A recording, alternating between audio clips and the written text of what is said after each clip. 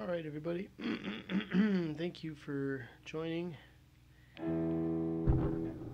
this live broadcast of the Mind's Eye Visual Guitar Method.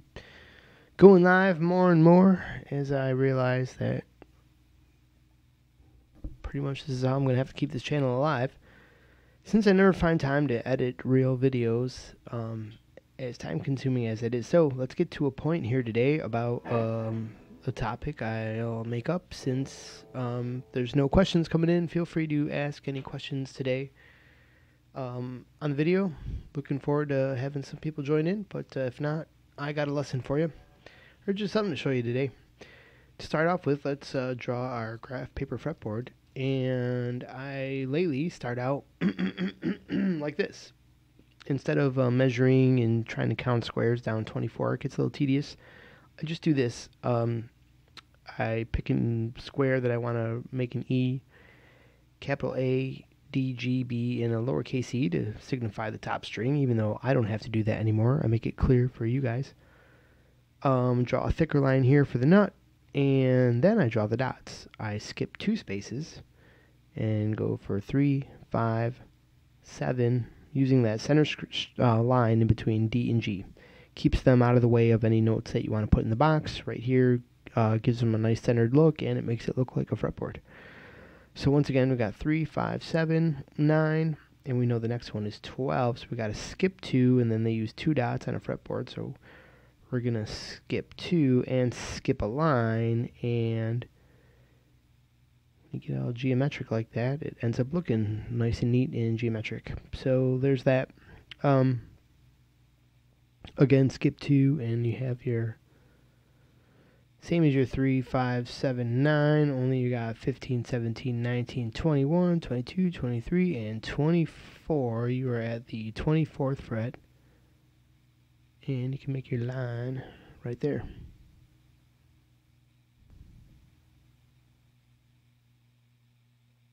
For neatness, I like to use my straight edge. Get a nice good line there. Alright, and then we'll just continue it up along the bottom there. Get something done quick. Alright. Oh, you know what I didn't do? I didn't change the title name of today's broadcast, and I think I want to do that right now. Get that right? Alright. Good enough.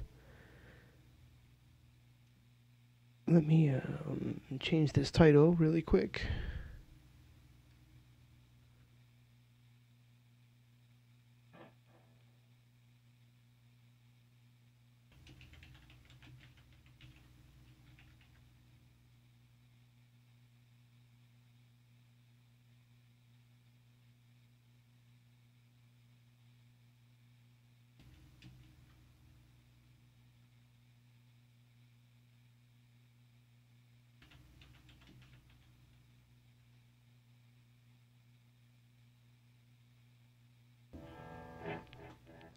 Okay, that's done.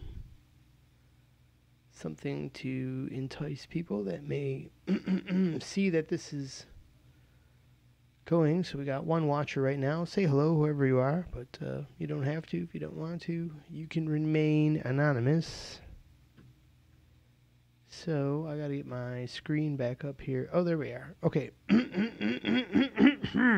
Tritone Run.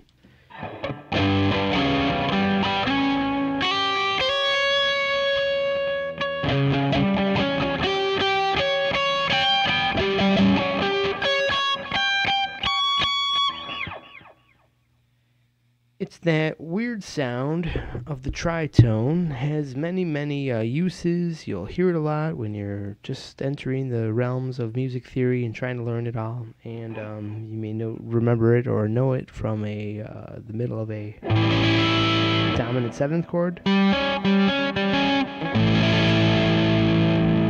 Its chaotic sound is the product of a popular chord. The tritone, some history for those who don't know. It was apparently like in medieval times when classical music was burgeoning and blossoming, considered the devil's interval and something to avoid. the sound of it is probably the most dissonant sound. It is exactly halfway between the octave. So it's geometric in nature, and that geometry is actually not at a pleasing point. It's at a the most dissonant or clashing it could be.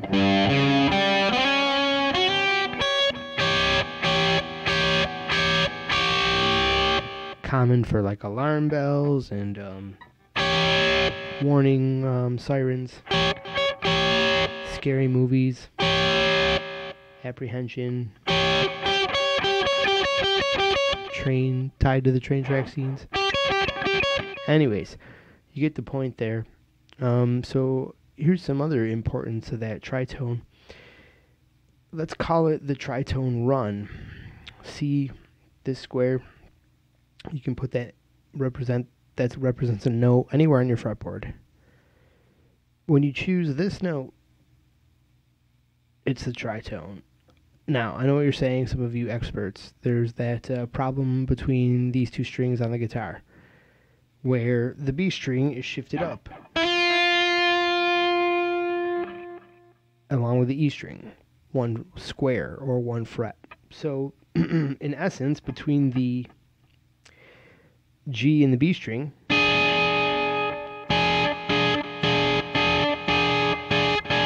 tritone is going to look like a power chord.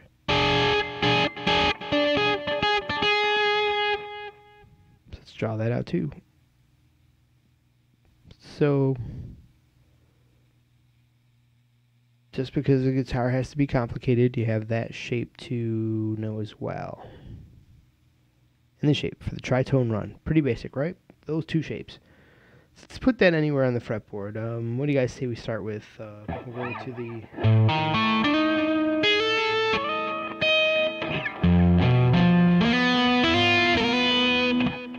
Let's start down here with F, right here at the base of the fretboard. Here's F. So then, what would our next note be? Oh, B, right? So we have F, B. And everywhere we go in this direction, we should find F and B. And what do you know? There's the octave of F, so there's another F, and that's the octave of B, so we'll find another B. And we'll have to skip, like we said, so make that power chord there to get from B to the F, and then the F to the B. Now, as is above, so is below, right? One of our interesting rules discovered as we graph out everything on the fretboard. So that means that when we want to find the next row, let me tell you this before I tell you that. Well, as is above, so is below. I'll complete that, meaning we'll start right here. Let's explain a little bit about how that works. There's two tritone rows in between the octave. After that, we'll be back on the F. As a matter of fact, this one should end on the F. Let's see. This should also be the B note, because in between the E and the E on this string, or I'm sorry, in between the F and the F on this string, there will be a B. And it stands to reason that if it goes F, B, F, B, F, B here, it's going to go B, F, B, F, B, F here, because an F always follows a B. And the tritone always works in this direction on the fretboard. So you can put that symbol right here, root, flat fifth, or flat fifth, root. It's the, I believe the only, it's the only interval that moves in this direction. Yes, that is true. But intervals have directions on the guitar, which not a lot of guitar players have ever discovered. So, in this manner, let's continue on here. So, stands to reason we would have the B, and that should be an F sharp. Let's check it out. We know that that's our E. One note up is that F. So, there we are. And we're just playing octaves here, so we know we don't have to prove anything there. We know that those notes are those notes. And once again, look at that. We're ending up here. And back down a tritone run. Should we fill it in? Why not? Because I want to show you something. So there's our tritone run. Now I'm going to show you something from there.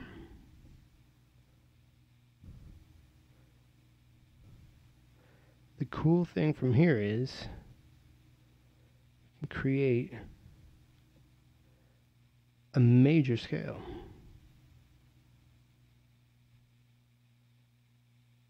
And we can create two different major scales from this Tritone Run. We could have, what would it be in? I gotta write down some notes here for you. An F sharp major, and I'm gonna check right now. I'm gonna load up the comments, see if anyone's said hello or anything, or we got any more viewers. No, just one viewer and no one saying hello. So, all right, let's get that put up there. Okay, back to what I was saying.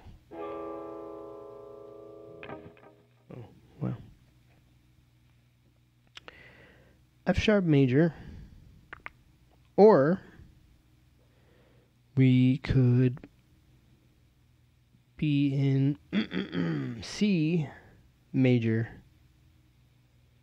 Is that right? C major, yes. You guys want to be in?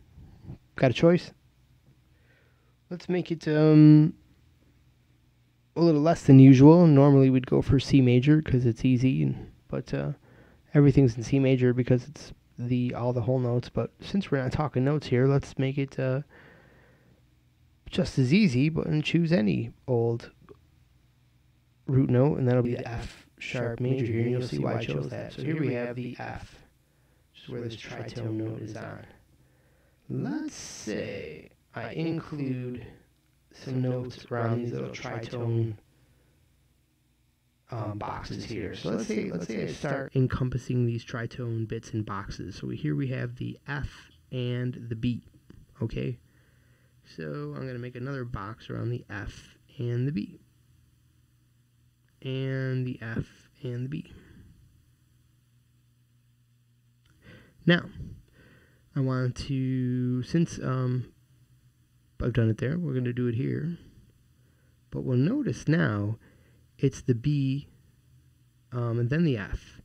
And so that is actually then, therefore, the bottom of our box. And that means that we're going this way,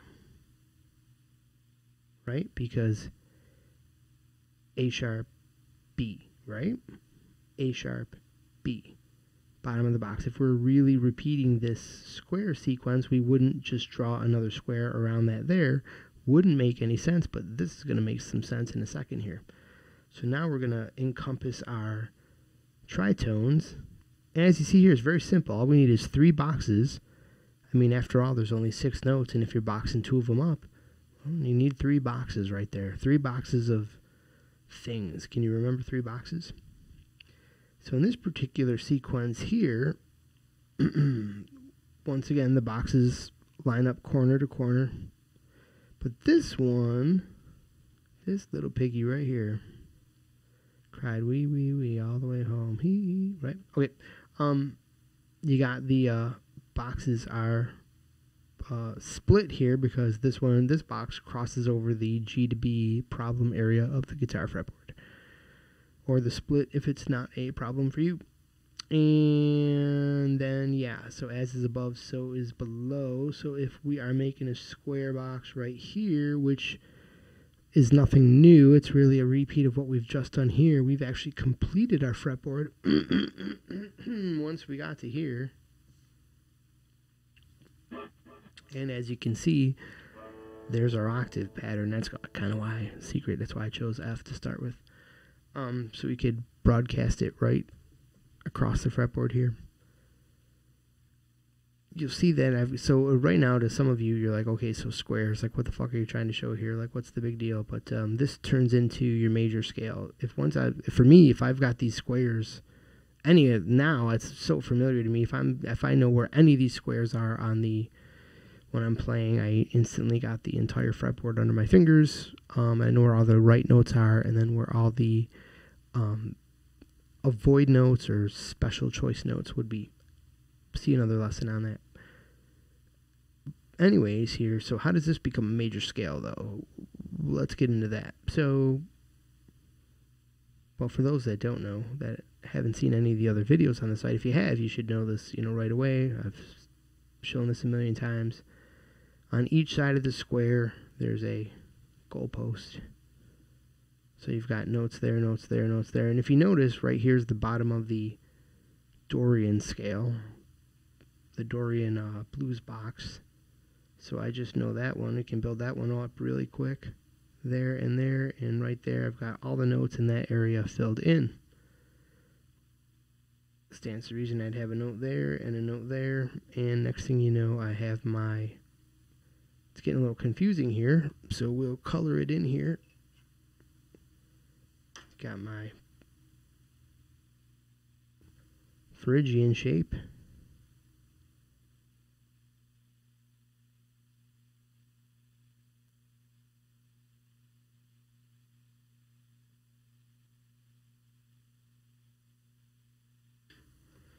And above here, I got my Aeolian shape. So if I just bring one down here and one up here, across the bar line there, the octave, I have my Aeolian shape, which has those 4 square notes, box of notes at the top, split box at the bottom, color it in for visual augmentation here. And that's right here, and right here, and right there. Oops, did I get the wrong one there? Yeah, I did. Yipperdoodle, I did.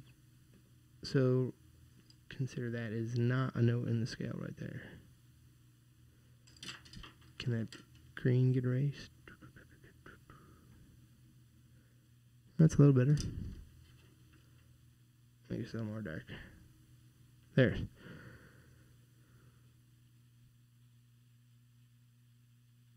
Can you guys fill in the rest of that? Would you know the notes right there? Would you happen to know those? We know that our square is actually made up of 2 groups of 3 notes. 1, 2, 3, 1, 2, 3. Or, for example, or in this example, where is that on? Starting on the 5th fret.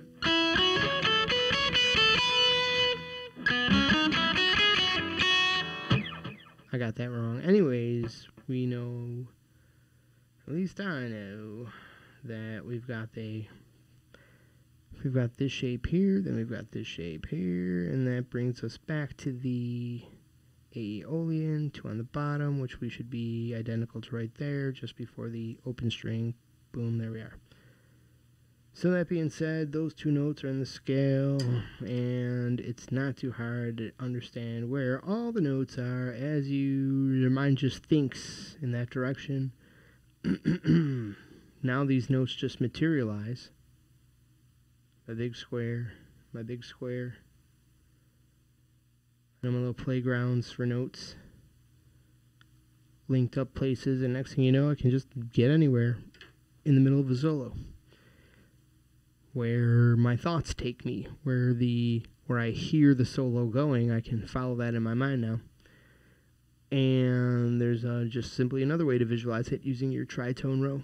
And when it comes to knowing where your tritones fit into your major scale, this is one way to get familiar with the basics of how this works. Of course, jazz people are banging their head because it gets way more complicated than this even, but that's the cool thing about music theory. Here you learn the basics, and once you've got the basics, then yeah, you can keep on adding layers and layers and layers, and perhaps go to a school and be able to ace the programs in school because you went there knowing the basics. Or watch an Adam Neely video or a Rick Beato video and know what they're talking about, but like, you'll come to people that will pretty quickly fly over your head no matter how much theory you know. There's always someone that seems to know more, so just get used to that and go for it. Start getting the stuff related to your fretboard, And I'm going to try to make these videos 20 minutes long, so I'm going to cut this off now and maybe go live in a few more minutes, or maybe in an hour or something, see what I can gander up this evening as far as people watching. And for whoever did watch, thank you so much. And it's been real. I hope you guys enjoyed today's lesson. Questions or comments, leave them below. Like and subscribe, of course, is what everybody says at the end of their videos now.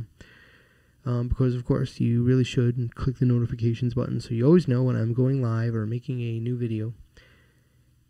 And that would really be great. Helps the channel, helps everything out, helps you know when there's cool new material being added. And feel free to get on my case about adding more videos and demanding more stuff out of this channel. And ask questions. The more questions, the better. Thank you, everybody. Have a great evening.